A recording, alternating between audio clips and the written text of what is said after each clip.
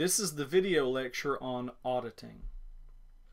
Now, when it comes to auditing, all companies that sell publicly traded stock must have audited financial statements every single year. And when that audit is performed, it must be conducted by an independent auditor. And that quality of independence is very important because the auditor is supposed to be objective. They're supposed to be fair and objective whenever they check our financial statements. That's a very important characteristic. Now, before the auditors arrive, one option is to actually have an internal audit staff. A lot of companies decide to do that. And the way that works is they have their own internal employees that are paid to do the internal auditing. The idea is we would prefer that if there's going to be any problems, any errors, or any mistakes that are made, and especially if there have been any material mistakes, we would rather that be found ahead of time. We would rather find out about that internally and then go ahead and take the necessary steps to correct that before the actual audit takes place.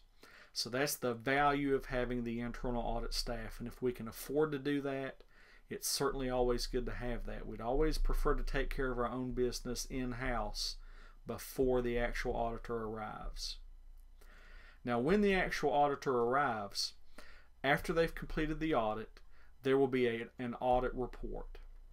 And this audit report is going to follow a set format, and we're going to attach this and include this with our financial statements. And this is going to provide information to the public about how the audit proceeded. Now, when we get this audit report, there are 4 possibilities. We could receive an unqualified opinion, qualified opinion, disclaimer of opinion, or an adverse opinion. So the first possibility is the unqualified opinion. Believe it or not, this is actually the best possible result. And I know at first glance, when you see unqualified, it doesn't sound so great, but really this is the best one. If you get the unqualified opinion, that means not only have you passed the audit, but the auditor does not feel the need to qualify their opinion by bringing anything up. In other words, you passed with flying colors. There's no issues. You passed and they have nothing that they feel the need to report. So that would be the best possibility. And if you get that unqualified opinion and you attach that to your financial statements, that's going to be like a seal of approval. That's going to really make people feel confident in the information that they're looking at. Second possibility is the qualified opinion. Now, this is good, but it's not quite as good as the unqualified. It means that you did pass the audit, but the independent auditor felt the need to address certain concerns.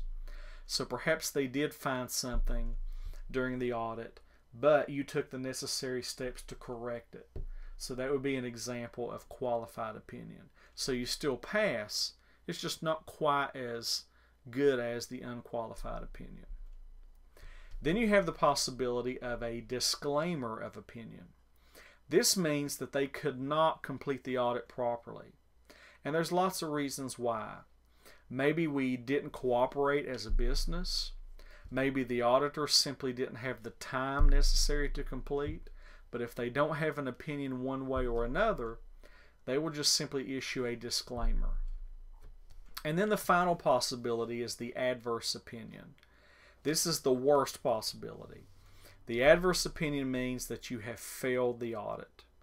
This is pretty rare because most of the time as a business, we will do whatever it takes to pass the audit. We will do whatever is necessary as long as we can possibly do it to please the auditor and to show them that we've made accommodations for them and that we've taken steps to correct anything that they see as being a problem. But it is possible if we don't make these corrections, or if they find something that's so material that they will actually give us this adverse opinion. So that is always a possibility in regard to an audit.